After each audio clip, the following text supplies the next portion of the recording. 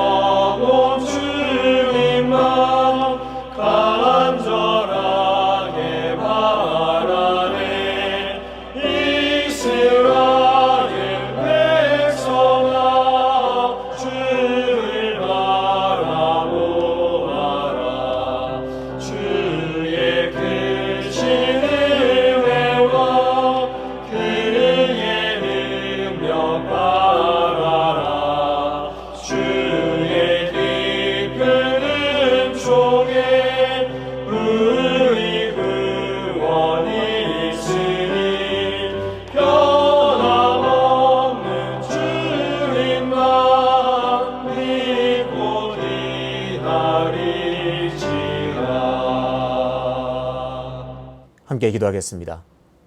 아버지 하나님, 무더운 날씨 가운데도 우리를 안전하게 지켜주시고 붙들어 주심을 감사합니다.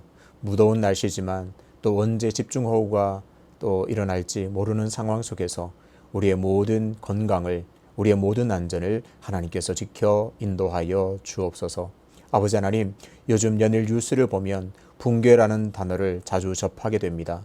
경제의 붕괴, 건물의 붕괴, 가정의 붕괴, 이런 붕괴가 잦은 세상 속에서 우리의 기초를 잘 다지게 하시고 우리의 무너진 모든 것도 하나님께서 보수해 주시기를 기도하여 간구함으로 우리의 삶에서 회복의 은혜를 누리게 도와 주시옵소서.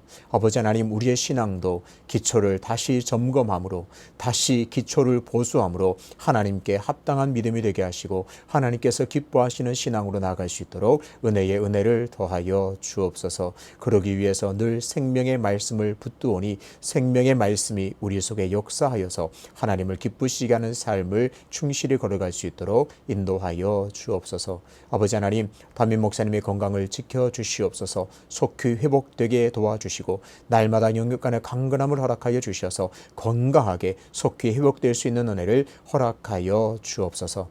오늘도 겸손하게 하나님의 말씀 앞으로 나아갑니다. 하나님의 말씀으로 우리를 깨닫게 해주시고 하나님께서 기뻐하시는 삶을 우리에게 보여주시면 그대로 그 길을 걸어가서 하나님을 기쁘시하는 삶이 되기를 원하오니 오늘의 말씀의 큰 은혜를 허락하여 주옵소서. 감사드리며 예수 그리스도 이름으로 기도하옵나이다. 아멘. 오늘 통독할 말씀은 열왕기상 7장입니다. 솔로몬이 자기의 왕궁을 13년 동안 건축하여 그 전부를 준공하니라. 그가 레바논 나무로 왕궁을 지었으니 길이가 100규빗이요 너비가 50규빗이요 높이가 30규빗이라. 백향목 기둥이 4줄이요 기둥 위에 백향목 들보가 있으며 기둥 위에 있는 들보 45개를 백향목으로 덮었는데 들보는 한 줄에 15이요 또 창틀이 3줄로 있는데 창과 창이 3층으로 서로 마주대하였고 모든 문과 문설주를 다 큰 나무로 네모지게 만들었는데 창과 창이 3층으로 서로 마주대하였으며 또 기둥을 세워 주랑을 지었으니 길이가 50규빗이요 너비가 30규빗이며 또 기둥 앞에 한 주랑이 있고 또 그 앞에 기둥과 섬돌이 있으며 또 심판하기 위하여 보좌의 주랑 곧 재판하는 주랑을 짓고 온 마루를 백향목으로 덮었고 솔로몬이 거처할 왕궁은 그 주랑 뒤 다른 뜰에 있으니 그 양식이 동일하며 솔로몬이 또 그가 장가든 바로의 딸을 위하여 집을 지었는데 이 주랑과 같더라. 이 집들은 안팎을 모두 귀하고 다듬은 돌로 지었으니 크기대로 톱으로 켠 것이라. 그 초석에서 처마까지와 외면에서 큰 뜰에 이르기까지 다 그러하니 그 초석은 귀하고 큰 돌 곧 10규빗 되는 돌과 8규빗 되는 돌이라. 그 위에는 크기대로 다듬은 귀한 돌도 있고 백향목도 있으며 또 큰 뜰 주위에는 다듬은 돌 3켜와 백향목 두꺼운 판자 1켜를 놓았으니 마치 여호와의 성전 안뜰과 주랑에 놓은 것 같더라. 솔로몬이 사람을 보내어 히람을 두로에서 데려오니 그는 납달리 지파 과부의 아들이요 그의 아버지는 두로 사람이니 노수의 대장장이라. 이 히람은 모든 놋일의 지혜와 총명과 재능을 구비한 자이더니 솔로몬 왕에게 와서 그 모든 공사를 하니라. 그가 놋기둥 둘을 만들었으니 그 높이는 각각 18규빗이라. 각각 12규빗 되는 줄을 둘을 만하며 또 놋을 녹여 부어서 기둥머리를 만들어 기둥 꼭대기에 두었으니 한쪽 머리의 높이도 5규빗이요 다른 쪽 머리의 높이도 5규빗이며 기둥 꼭대기에 있는 머리를 위하여 바둑판 모양으로 얽은 그물과 사슬 모양으로 따은 것을 만들었으니 이 머리에 7이요 저 머리에 7이라. 기둥을 이렇게 만들었고 또 2줄 석류를 한 그물 위에 둘로 만들어서 기둥 꼭대기에 있는 머리에 두르게 하였고 다른 기둥 머리에도 그렇게 하였으며 주랑 기둥 꼭대기에 있는 머리의 4규빗은 백합화 모양으로 만들었으며 이 두 기둥 머리에 있는 그물 곁 곧 그 머리에 공같이 둥근 곳으로 돌아가며 각기 석류 200개가 줄을 지었더라. 이 두 기둥을 성전의 주랑 앞에 세우고 오른쪽 기둥을 세우고 그 이름을 야긴이라 하고 왼쪽의 기둥을 세우고 그 이름을 보아스라 하였으며 그 두 기둥 꼭대기에는 백합화 형상이 따라 두 기둥의 공사가 끝나니라. 또 바다를 부어 만들었으니 그 직경이 10규빗이요 그 모양이 둥글며 그 높이는 5규빗이요 주위는 30규빗 줄을 두를 만하며 그 가장자리 아래에는 돌아가며 박이 있는데 매 규빗에 10개씩 있어서 바다 주위에 둘렸으니 그 박은 바다를 부어 만들 때에 2줄로 부어 만들었으며 그 바다를 소 12마리가 바쳤으니 셋은 북쪽을 향하였고 셋은 서쪽을 향하였고 셋은 남쪽을 향하였고 셋은 동쪽을 향하였으며 바다를 그 위에 놓았고 소의 뒤는 다 안으로 두었으며 바다의 두께는 한 손 너비만 하고 그것에 가는 백합화의 양식으로 잔가와 같이 만들었으니 그 바다에는 2000밧을 담겠더라. 또 놋으로 받침술의 열을 만들었으니 매 받침술의 길이가 4규빗이요 너비가 4규빗이요 높이가 3규빗이라.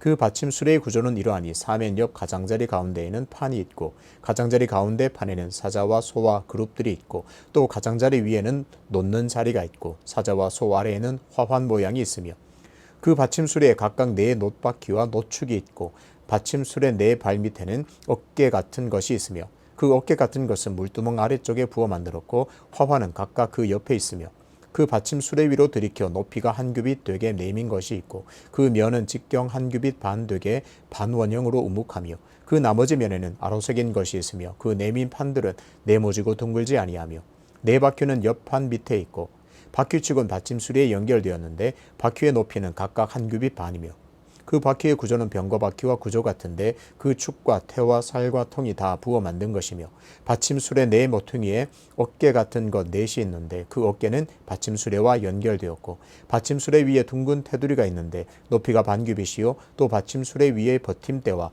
옆판들이 받침수레와 연결되었고 받침대 판과 옆판에는 각각 빈 곳을 따라 그룹들과 사자와 종려나무를 아로새겼고 또 그 둘레에 화환 모양이 있더라.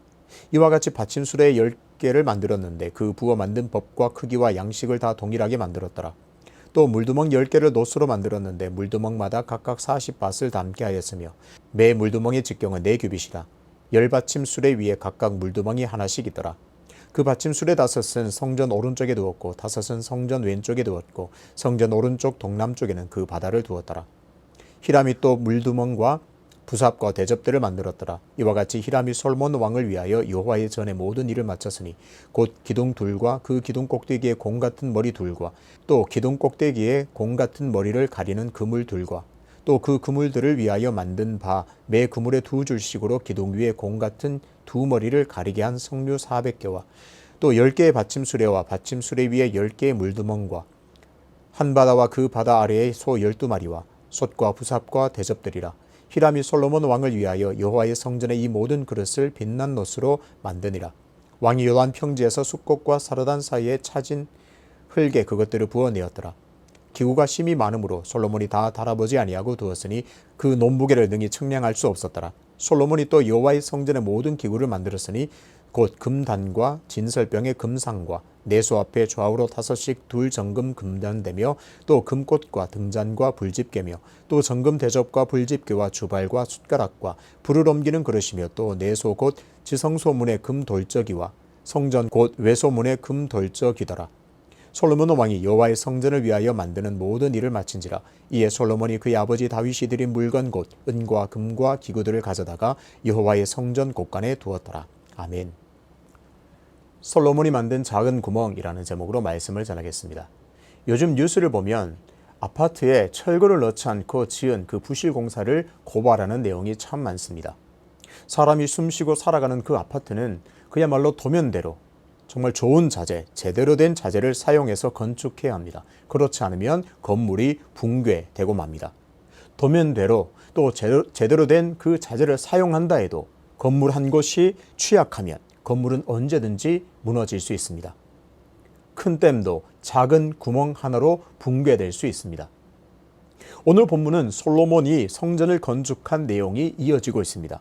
솔로몬이 성전 건축을 시작하고 그 성전 건축이 진행되고 또 완공되면서 그 뒷이야기가 계속 이어져 오고 있습니다. 흐름상 6장에서 성전을 다 건축하고 7장에서는 그 성전에 들어갈 성물들 또 성전 기물들과 도구들이 나와야 자연스러울 것 같습니다. 그런데 특이하게도 7장 초반에는 뜬금없이 솔로몬이 자신의 왕궁을 지은 이야기가 나옵니다.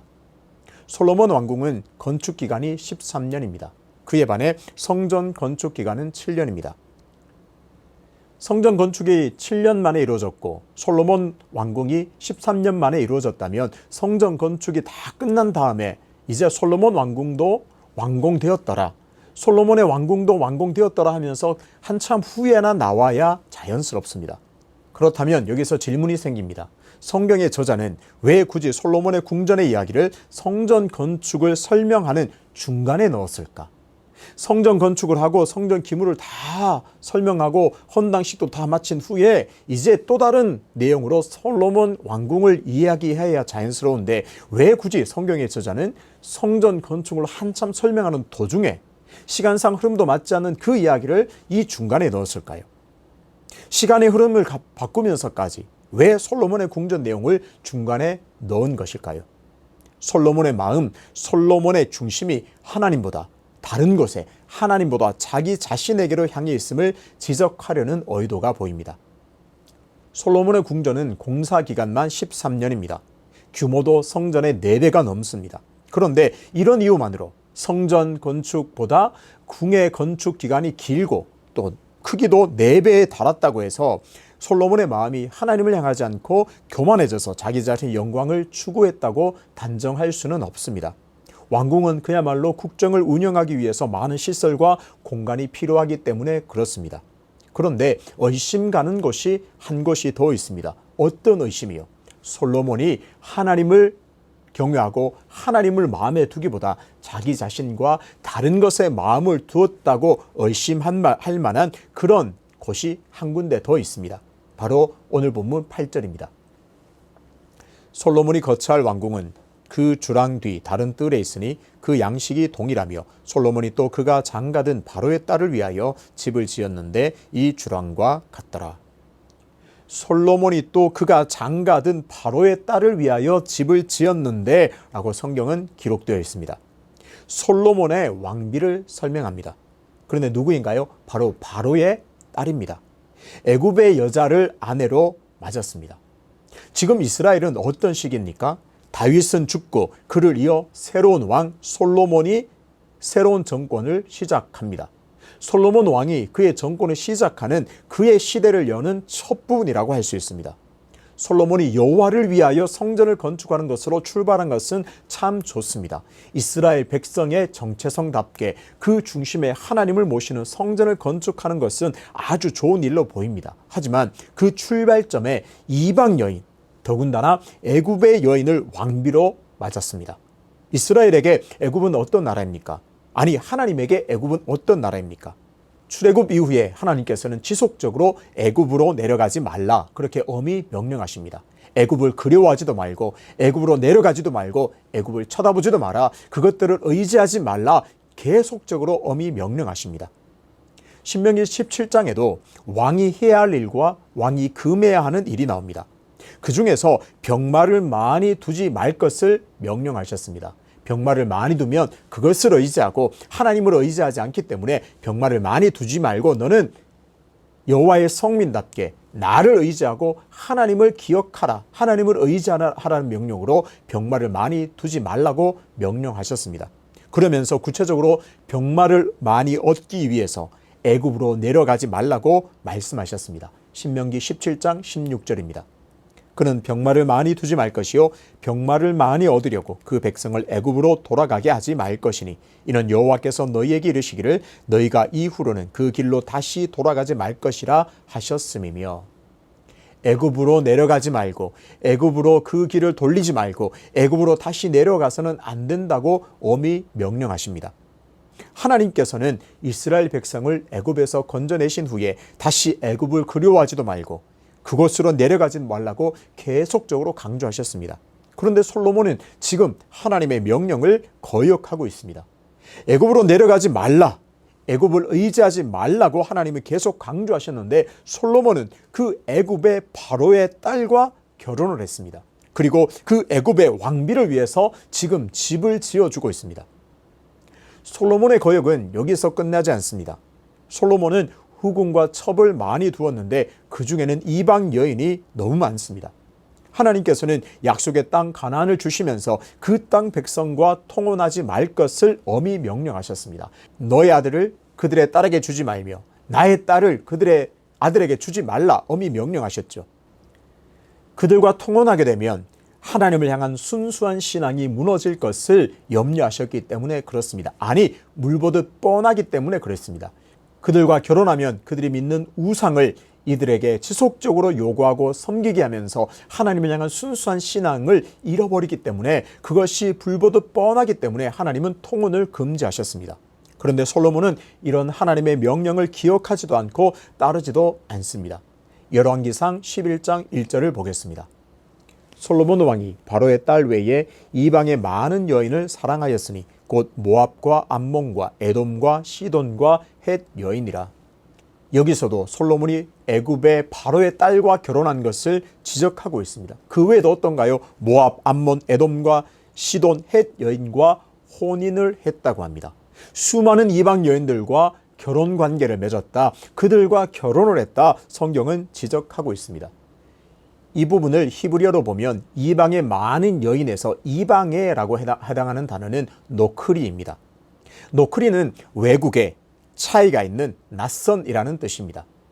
그래서 킹 제임스 번역 같은 경우에는 이 부분을 strange라는 단어를 사용했습니다. 이상한, 낯선이라고 번역하죠.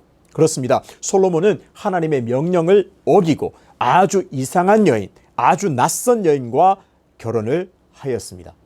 영어 단어 strange는 또 모르는 이라는 뜻도 갖고 있더라고요.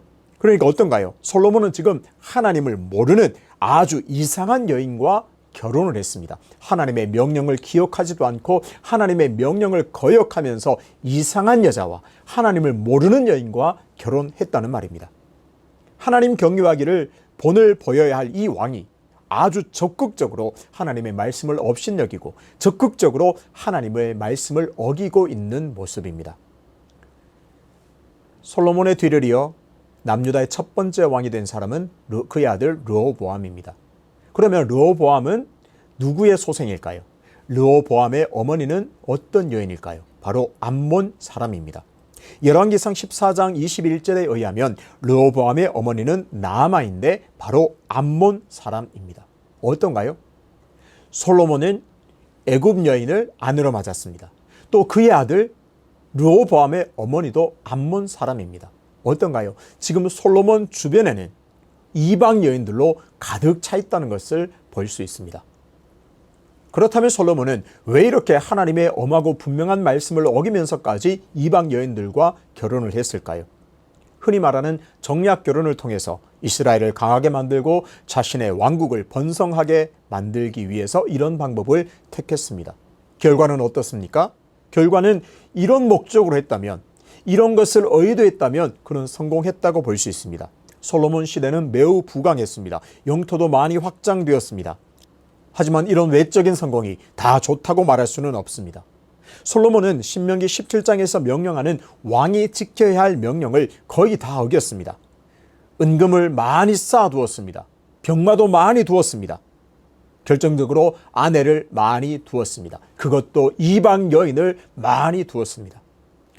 솔로몬이 외적으로 이스라엘 나라를 부강하게 만들었을지는 몰라도 하나님의 계명을 지켜야 하는 하나님의 백성으로서는 결코 좋은 평가를 받을 수는 없습니다. 게다가 수많은 백성들을 이스라엘을 하나님께로 인도해야 할 하나님의 백성으로 이끌어야 할 왕으로서 그는 좋은 평가를 결코 받을 수가 없습니다. 미세한 구멍 하나로도 댐을 붕괴시킬 수 있습니다. 솔로몬은 이방 여인과의 결혼이라는 작은 구멍으로 타락의 길을 걷게 되었습니다. 아무리 강대한 나라를 이루었다 해도 소용이 없습니다. 어쩌면 솔로몬은 나라가 풍성하고 또 번성하며 강대해진 것에 마음을 빼앗겨 하나님의 명령을 잊어버린 것일지도 모르겠습니다. 오늘 이런 솔로몬을 보면서 우리의 마음이 말씀이 아닌 하나님 경외하는 것이 아닌 다른 곳에 빼앗기지 않았는지를 돌아보아야 하겠습니다. 진정한 성공은 하나님의 말씀대로 사는 것인 줄로 믿습니다. 분투하면서 하나님의 말씀대로 살려는 삶을 하나님께서 기뻐하십니다. 착하고 충성된 종아, 네가 말씀대로 살았구나. 하나님은 그 인생을 진정 성공한 인생이라 축복해 주시고 인정해 주십니다. 솔로몬의 실패를 오늘 거울 삼아서 우리 삶에 작은 구멍이 없는지 부지런히 살펴서 철저하게 하나님의 말씀을 기억하고 말씀대로 살아가는 삶이 되시기를 주님의 이름으로 축복합니다. 비록 당장 손해되는 일이라 할지라도 그것이 하나님의 명령이면 그대로 순종하여서 다시 우리의 신앙의 토대를 굳건히 함으로 우리의 신앙의 건물, 믿음의 건물을 잘 지어가는 저와 여러분 되시기를 주님의 이름으로 축복합니다. 아버지 하나님, 솔로몬은 그 정권을 시작하면서 이방 여인과의 결혼이라는 작은 구멍을 만들었습니다. 그 구멍은 결국 하나님께 책망받으며 그 나라가 온 우상으로 물들게 하는 그런 시발점이 되었습니다. 하나님, 우리의 인생에도 이런 작은 구멍이 없는지, 대수롭지 않아 보이는 이런 작은 구멍이 없는지 오늘 성령께서 조명하여 주시옵소서. 그래서 다시 그 구멍을 없애고 철저하게 보수함으로 말미암아 우리의 신앙을 다시 기초를 다시 다지며 우리의 기초를 다시 보수하여서 우리의 신앙이라는 건물, 이 신앙을 잘 다시 완성해 갈 수 있는 우리 모든 복된 삶이 될 수 있도록 인도하여 주옵소서. 연하여 주님 가르치신 기도로 기도하오니 하늘에 계신 우리 아버지, 아버지의 이름을 거룩하게 하시며 아버지의 나라가 오게 하시며 아버지의 뜻이 하늘에서와 같이 땅에서도 이루어지게 하소서.